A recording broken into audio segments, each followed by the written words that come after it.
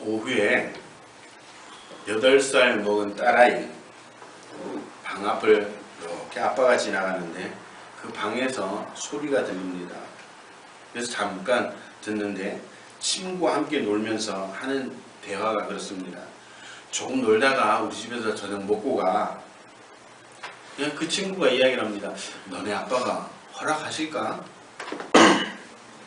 딸은 아주 자신감 있게 이야기를 합니다. 문제없어. 우리 아빠는 내가 원하는 것은 무엇인지 다 해주셔. 걱정하지 마. 아빠는 그 이야기를 듣고 거실로 갔습니다.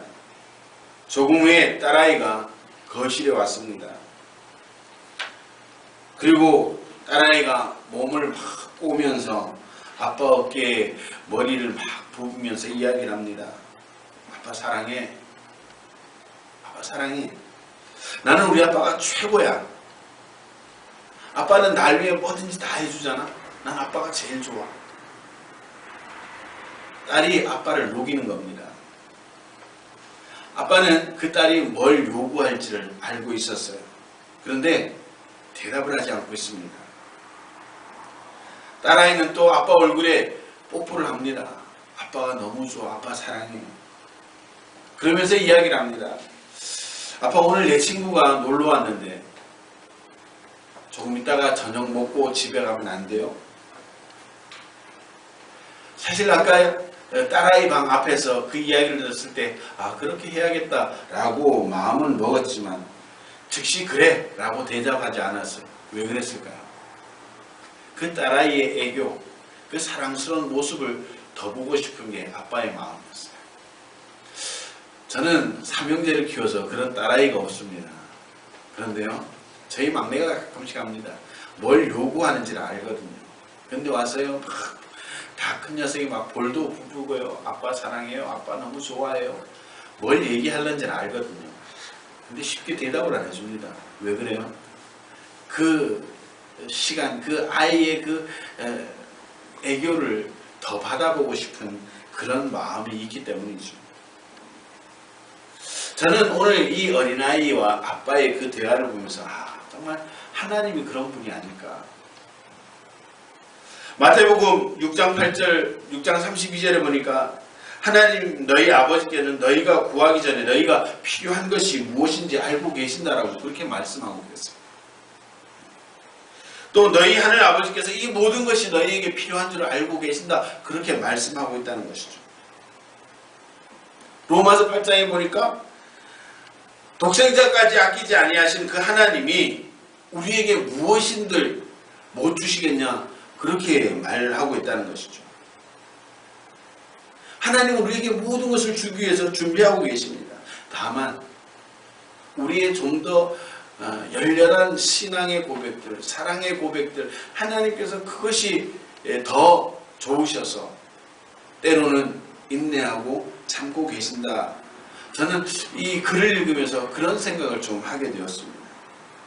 사랑하는 성도 여러분, 우리를 향한 그 하나님의 사랑 여러분들은 얼마나 느끼며 살아가고 있습니까? 우리는 고백하죠. 독생자를 주신 그 사랑, 독생자까지 아낌없이 내어주신 그 하나님의 큰 사랑, 그렇게 고백을 하면서도 정말 그 하나님의 사랑을 고백한 만큼 느끼며 살아가고 있습니까? 항상 우리와 함께 하시고 때를 따라 은혜를 베푸시고 영원히 천국까지 함께 하시겠다라고 약속하신 그 하나님과 감격스럽게 여러분들 하루하루의 삶을 살아가고 있습니까? 오늘 우리가 읽은 성경의 본문은요, 꽤나 심각한 상황입니다. 스데반에게 가해진 그 박해 때문에 흩어진 사람들이 이제 새롭게 시작하는 겁니다. 처음에 예루살렘 교회에 가해진 박해는 장난이 아니었습니다. 때문에 많은 예수 믿는 사람들, 그 사람들이요 예루살렘에 살지 못하고 이리로 저리로 흩어지게 되었습니다.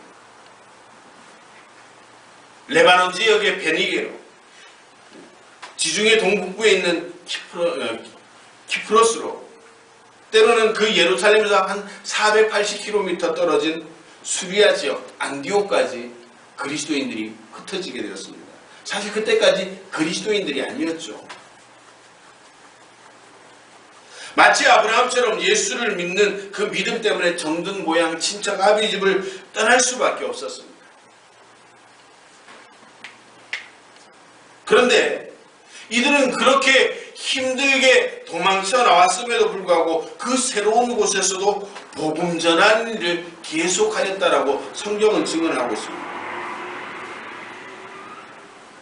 본문 19절 20절을 보니까요, 안디옥까지 가서 유대인들에게 말씀을 전했다. 또 20절에 보니까 헬라인에게도 복음을 전했다. 그렇게 성경은 증언을 하고 있습니다. 과연 이 흩어진 이 믿음의 사람들이 책임감, 의무감 때문에 그 복음을 전하였을까요? 자기가 예수 믿는 예수당이었기 때문에 그 예수를 전하였을까요? 저는 그렇게 생각하지 않습니다. 그들에게 주신 예수님의 능력이 너무 크고 귀하기 때문에 그들 마음에 말할 수 없는 그 기쁨이 있어서, 감격이 있어서 자원함으로 그 복음을 전하는 일에 스스럼 없이 나서게 되었다고 하는 것이죠. 여러분들 어떻습니까? 예수 그리스도를 믿는 그 사실이 여러분들에게 기쁨이 되고 있습니까? 감격이 되고 있습니까? 오늘 이 자리에서 예배드리는 여러분들 심령 가운데 정말 기쁨과 감격이 있습니까? 그 기쁨과 감격을 여러분들의 삶의 자리로 돌아와서 나는 예수를 믿어서 이렇게 기쁘다, 이렇게 감격스러운 삶을 살고 있다. 여러분들은 그렇게 증인의 삶을 살고 있습니까? 그들은 그 받은 그 은혜, 그들이 누리고 있는 그 기쁨과 감격, 세상의 그 무엇도 그 기쁨과 감격을 대체할 수 없었기 때문에 그들의 열정을 식힐 수가 없었던 것입니다. 그래서 전도의 열정을 가지고 자기가 비록 도망자였지만, 예루살렘에서 살 수 없어서 도망쳐 나온 그런 도망자의 신세였지만, 그렇게 자기가 거주하던 그 땅에서도 예수 그리스도를 증거하고 증인의 삶을 살았다라고 그렇게 이야기를 하고 있습니다. 오늘 이 초대교회의 성도들은요, 기쁨과 성령으로 가득 차 있었습니다. 예수 그리스도를 믿는 믿음의 본질은요, 성령 안에서 기쁨과 감사입니다. 할렐루야. 아멘. 여러분들 심령 가운데 그 기쁨과 감사가 있습니까? 여러분들 믿음은요, 여러분들이 믿음을 갖는 그 순간 죽음에서 생명으로 옮겨지기 때문입니다. 믿음은요, 죄인이었던 그 신분에서 하나님의 자녀로 신분을 변화시켜 주기 때문입니다. 믿음은 고아와 같이 악천고투하던 그 삶의 현장에서 하나님, 전능하신 하나님이 내가 너희와 함께 하시겠다라고 하는 그 약속을 받는 그 순간이기 때문에 그 초대교회의 성도들은 자기에게 그 밀려오는 그 기쁨과 감격을 감당할 수가 없었습니다. 세상이 주는 어떤 기쁨보다 그 기쁨을 대체할 수가 없었던 것입니다. 오늘 본문에 보니까 안디옥으로 흩어져간 이름 없는 신자들의 전도로 수많은 사람들이 죽게 돌아왔다. 이 소문이 예루살렘에 전해졌다라고 이야기하고 있습니다. 그래서 예루살렘 교회는 그들의 신앙 전도를 위해서 바나바를 안디옥으로 파송했습니다. 바나바가 어떤 사람입니까? 본문 24절에 보면 뭐라고 나와 있어요? 바나바는 착한 사람이요 성령과 믿음이 충만한 사람이었다. 바나바를 한마디로 표현한다면 성령 충만한 사람이었다라고 성경은 그렇게 증언을 하고 있는 것입니다. 성령께서 우리에게 주시는 그런 은혜의 선물인 지혜를 받은 사람은 그 지혜가 특별합니다. 성령 충만한 사람은 구약시대에 보니까 자신에 맡겨진 그 사역들을 정말 너무 잘 사용했습니다. 신약시대에 살았던 그 성도들에게는 삶의 지혜와 믿음의 증거와 능력들을 주었다라고 성경은 증언을 하고 있습니다. 뿐만 아닙니다. 오늘 살아가는 저와 여러분들에게도 성령은 동일하게 역사해 주시는 줄로 믿으시길 바랍니다. 그래서 예수님은 제자들에게 뭐라고 말씀하십니까? 예루살렘을 떠나지 말고 아버지께서 약속하신 성령을 기다리라 하신 이유가 바로 거기에 있는 겁니다. 감리교회를 세운 요한 웨슬리가 이런 신비로운 체험을 하였습니다. 그는 경건한 목사의 아들로 태어났습니다. 어릴 적부터 어머니의 엄격한 신앙 교육을 받으며 자랐습니다. 영국 옥스퍼드 대학에서 우수한 성적으로 공부했습니다. 그래서 그 옥스퍼드 대학에서 조교수의 역할을 하면서 경건서적을 탐독하였죠. 그리고 홀리클럽이라고 하는 조직을 만들어서 아주 규칙적이고 열심 있는 경건생활을 계속해서 주위의 사람들이 그들을 보고 규칙쟁이다. 영어로 메소디스트라고 이야기했죠. 우리 감리교가 메소디스트 처치입니다. 규칙적인 경건의 규칙성을 가진 사람들이다 라고 하는 의미가 바로 여기 있는 것입니다. 그렇게 규칙적으로 아주 정확하게 경건생활했던 그 요한 웨슬리는 그것도 부족해서 북미 조지아주 인디언 선교를 위해서 선교사로 나갔습니다. 그런데 그는요, 자신의 신앙생활이 힘겨웠습니다. 기쁨과 감격으로 하기보다는 언제나 책임감과 의무감이 앞서 있었습니다. 그런데 그렇게 살아가는 그는 그 선교사역은 재미보다는 힘든 일이었다. 정말 재미없었다라고 그의 저서에 보면 나와 있습니다. 설상설상 여러 가지 문제가 생겨서 다시 영국으로 돌아오게 되는 것이죠. 배 안에서 심한 풍랑으로 인해 두려움과 고통도 겪었습니다. 그때 요한 웨슬리는 자신의 믿음의 상태를 깨달았던 겁니다. 아, 내가 지금까지 믿음으로 산 것이 아니었구나. 그래서 사람들 앞에서 설교하는 것조차 두려워했습니다. 영국으로 돌아온 지 몇 개월 후에 올도스케이트 거리의 작은 집회에 참석하게 되었습니다. 한 청년이 루터의 로마서 서문을 읽고 있었습니다. 그는 그리스도를 믿는 믿음을 통해서 마음속에 역사하시는 그 변화를 설명하고 있었습니다. 그런데 그 서문을 듣는 순간 그의 마음이 뜨거워지기 시작했다라고 그렇게 간증을 하고 있습니다. 그날 쓴 일기의 한 부분에 나는 나의 마음이 이상하게 뜨거움을 느꼈다. 나는 그리스도를 구원을 위해 오직 그리스도만을 신뢰하게 되었다. 그리스도께서 내 모든 죄악을 제거하셨고 죄와 사망의 법에서 나를 구원하셨음을 알게 되었다. 지금까지 목회하고 선교사로 살아왔던 사람의 고백이 바로 이거였습니다. 오늘 우리는 이날에 일어난 웨슬리 목사의 변화의 사건, 중생의 체험을 기억합니다. 279년 전 한 젊은이의 가슴을 뜨겁게 하셔서 새로운 삶을 살게 한 그 성령의 역사, 성령 충만한 그 한 사람을 통해서 감리교회가 세워지게 되었습니다.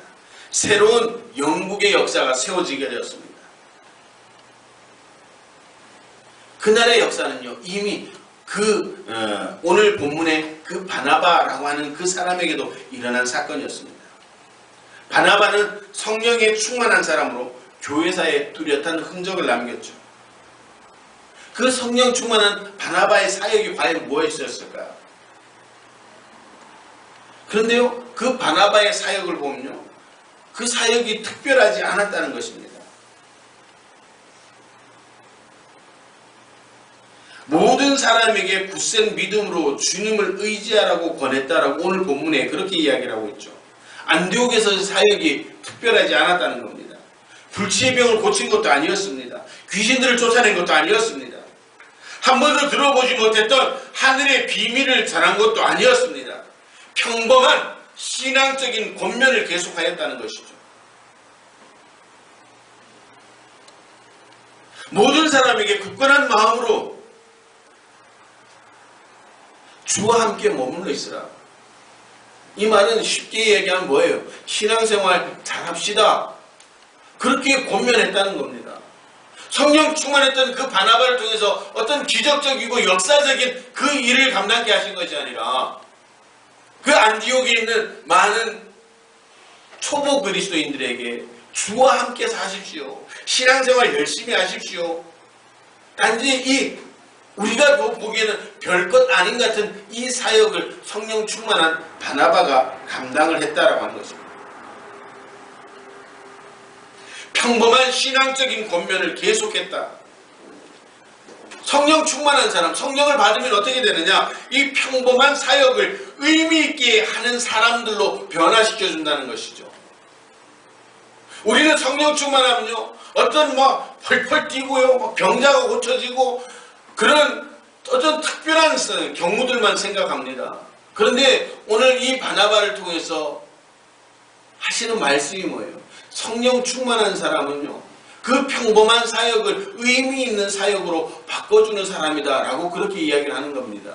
오늘 저와 여러분들이 성령 충만하다면 오늘 하늘로부터 내려오는 부어주시는 그 하나님의 성령이 충만한 사람이라면 오늘 우리의 평범한 삶을 통해서 예수 그리스도가 증거되어지고 믿지 않은 많은 영혼들에게 그 예수님을 보여줄 수 있는 아주 평범한 삶을 살지만 그들에게 그런 복음의 증거자, 증인이 될 수 있다라고 그렇게 이야기를 하는 겁니다.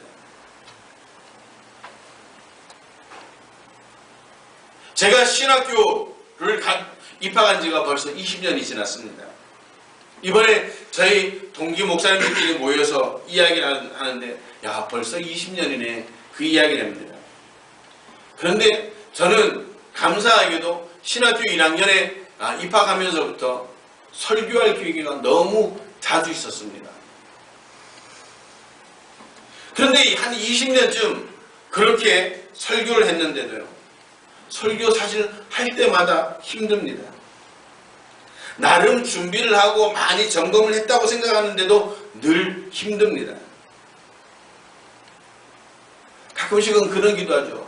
하나님, 좀 설교를 유창하게 좀 잘하게 해주세요. 성경 한 절만 딱 보면 설교가 쫙 쏟아져 나와서 정말 성도들에게 은혜 끼칠 수 있는 그런 명설교가가 되게 해주세요. 왜 이렇게 나만 힘듭니까? 그런 기도를 하죠. 그때 하나님이 주신 감동이 그런 감동이에요. 내가 쉽게 할 수 있다고 생각하는 것은 내가 제동을 걸었다. 하나님의 일은 경험의 노하우로 하는 것이 아니라 전적으로 하나님만 바라보고 하나님을 의지하는 것이다 라고 그렇게 저에게 감동을 주셨습니다. 20년이 지났지만 여전히 설교는 저에게 큰 짐입니다. 큰 짐이 되니까 제가 하나님 앞에 무릎 꿇을 수밖에 없고 더 기도할 수밖에 없다는 사실을 철저하게 깨닫게 되는 것이죠. 사실 하나님의 일은 단순합니다. 왜? 하나님이 하시기 때문에. 굳센 믿음으로 주님을 의지하기만 한다면 우리가 그냥 평범하게 전하는 그 권면에도 하나님께서 능력을 실어주시고 은혜를 주시는 줄로 믿으시길 바랍니다. 성령 충만한 사람의 특징이 뭐예요? 평범한 사역을 특별한 사역으로 만드는 사람이라고 하는 것입니다. 왜? 우리가 주님을 굳게 의지하고 신뢰할 때 하나님께서 우리를 통해 역사하여 주시기 때문입니다. 성령 충만한 사람은 혼자 일하지 않는다는 것이죠. 26절의 말씀에 뭐라고 나옵니까? 바나바는 사울을 찾으려고 다소로 가서 그를 만나 안디옥으로 데리고 왔다. 그렇게 이야기를 하고 있습니다.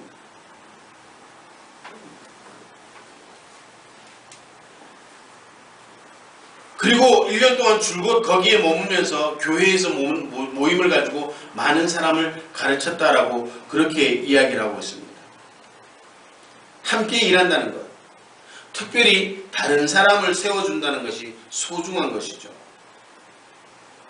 특별히 바나바는 사울이라고는 숨은 일꾼을 발굴해서 함께 일했습니다. 그리고 후에는 그를 섬겨주는 사람이 되었습니다. 안디옥 교회의 지도자는 바나바였습니다. 그를 중심으로 하여 모든 일이 진행되었죠. 그러나 점차 그의 사역은 바울과 동력으로 이어갔다가 후에는 바울이 앞장서고 바나바는 그 바울의 사역의 동력자가 되었습니다. 사도행전이 이 사실을 기록하고 있죠. 사울이 바울로 이름이 바뀌면서 일어난 변화이고 성경의 기록도 바나바와 사울에서 바울과 바나바로 바뀌게 되었습니다. 이 말은 뭡니까? 성령 충만한 사람은요 결코 독불장군이 없다는 것입니다. 여러분들은 어떻습니까? 그렇게 마음의 준비가 되었습니까? 동력할 마음이 준비되었고 섬겨줄 마음이 생겼습니까? 성령 충만한 사람이야 가능하다라고 그렇게 오늘 우리에게 말씀하고 있습니다.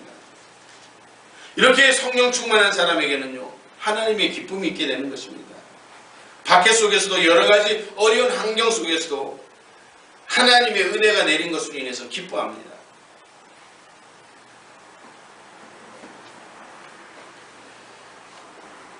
23절에 보니까 그가 이르러 하나님의 은혜를 보고 기뻐하였다.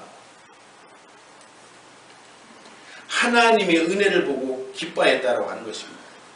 그리고 많은 사람들이 주 앞에 나왔다라고 오늘 성경은 그렇게 증언을 하고 있습니다. 웨슬리 목사의 사역을 보면요, 1738년 5월 24일 그 성령의 경험을 한 이전과 이후에 놀라운 변화가 생겨납니다.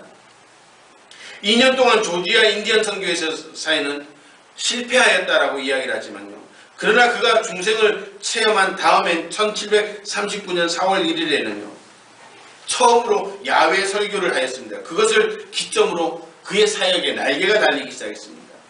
4월 2일에는 3,000명에게 설교했고요, 4일에는 1,500명에게, 그 다음에도 1,500명, 1,000명, 계속 3,000명, 4,000명씩 그렇게 7,000명씩 설교를 할 때 그 가운데 예수 믿겠습니다라고 지원하는 변화된 사람들이 많이 생겨나게 되었다라고 하는 것이죠. 고린도 3장 9절에 우리는 하나님의 동력자다라고 그렇게 고백을 하고 있습니다. 그리고 고린도 후서 6장 1절에 보니까 하나님과 함께 일하는 자라고 이야기를 하고 있습니다. 여러분들 어떻습니까? 그렇게 일하고 있습니까?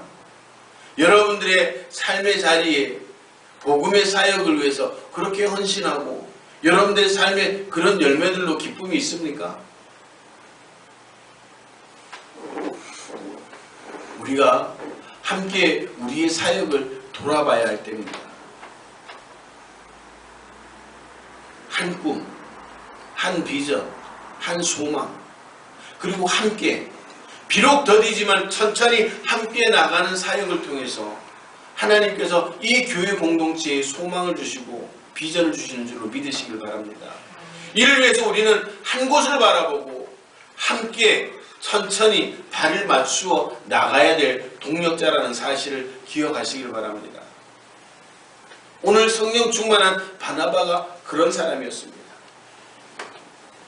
사울이라는 사람을 발굴하여서 이끌었지만 이제 보폭을 맞추고 심지어는 그 바울의 사역을 섬기는 사람으로까지 내려오는 그런 아름다운 모습을 보게 되는 겁니다. 오늘 저와 여러분들이 성령 충만할 때 이런 역사가 나타나게 되는 줄로 믿으시기 바랍니다. 그리고 그렇게 성령 충만한 사람이 되었을 때 본문 26절에 보니까 제자들이 안디옥에서 비로소 그리스도인이라 일컬음을 받게 되었다. 사람들이 그들을 향해서 그리스도인이라고 하는 별명을 붙여주었다라고 하는 것입니다. 이 말은 뭡니까? 그리스도에 속한 충성스러운 사람들이라는 겁니다.